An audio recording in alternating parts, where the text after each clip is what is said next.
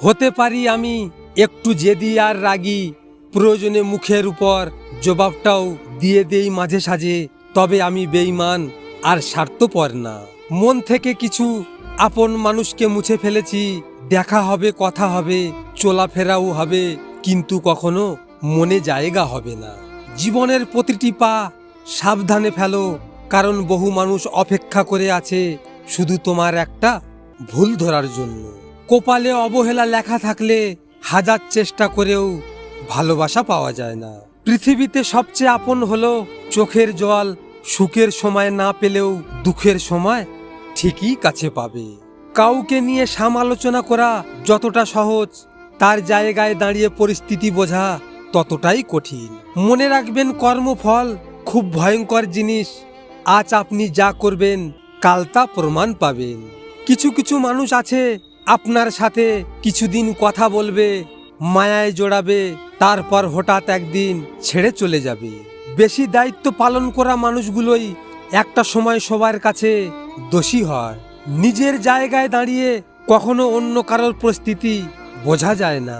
খুব তাড়াতাড়ি কখনো কাউকে বিশ্বাস করতে যেও না, কারণ সব মানুষ বিশ্বাসের মর্যাদা দিতে জানে না।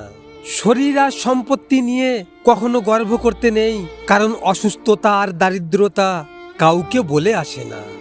মাটিতে পড়ে থাকা ধুলো কোনো ক্ষতি করে না ঠিকই, কিন্তু সেই ধুলো যখন চোখে পড়ে তখন খুবই যন্ত্রণা দেয়।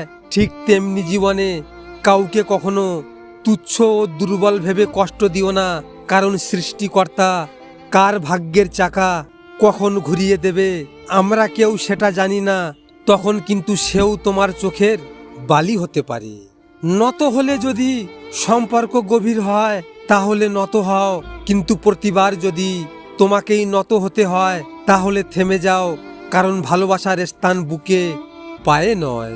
শ্রীকৃষ্ণ বলেছেন, যার কথা তুমি সবসময় চিন্তা করো, যাকে না দেখলে তোমার দিন কাটে না, যাকে দেখার জন্য প্রহরের পর প্রহর অপেক্ষা করো, যার কষ্টের কথা ভাবলে তোমার চোখে অশ্রু আসে, মনে রাখবেন তার মনেও তোমার জন্য একই জায়গা আছে। একটা কথা মনে রাখবেন, সব ছেলেরা বিবাহিত মেয়েদের দেহের পিছনে ছুটে না। এই পৃথিবীতে এমনও অনেক ছেলে আছে যে একটা বিবাহিত মেয়েকে পাবে না জেনেও পাগলের মতো ভালোবাসে, কারণ ভালোবাসাটা হয় মন থেকে, দেহে দেখে না। ভিডিওটি ভালো লাগলে পাশে থাকবেন, আর হ্যাঁ, নিজের খেয়াল অবশ্যই রাখবেন, কারণ এটা স্বার্থের দুনিয়া।